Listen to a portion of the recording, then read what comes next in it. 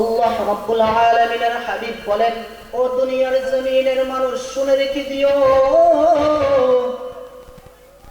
তোমরা যে মৃত্যু থেকে পালাতে চাও এই মৃত্যুর যন্ত্রণা কেমন হবে। নবী মুহাম্মদুর রাসূলুল্লাহ সাল্লাল্লাহু আলাইহি ওয়াসাল্লাম বলেন, যখন কোনো মাইয়াত মারা যায়, দুনিয়ার জমিনের মধ্যে যখন কোনো ব্যক্তি মারা যায়, মারা যাওয়ার সঙ্গে সঙ্গে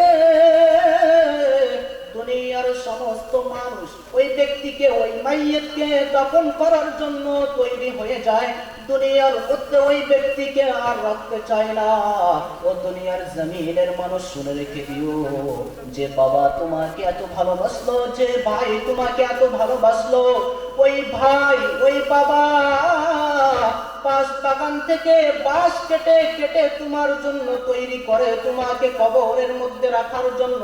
শুধু তাই নয়, ও দুনিয়ার জমিনের মানুষ শুনে রেখে দিও, নবী মুহাম্মদুর রাসূলুল্লাহ সাল্লাল্লাহু আলাইহি ওয়াসাল্লাম বলেন, যখন কোন ব্যক্তি দুনিয়া থেকে অন্ধকার কবরের মধ্যে চলে যায়, অন্ধকার কবরের মধ্যে রাখার সঙ্গে সঙ্গে আল্লাহ রাব্বুল আলামিন দুইজন ফেরেশতাকে নিযুক্ত করে দেয়।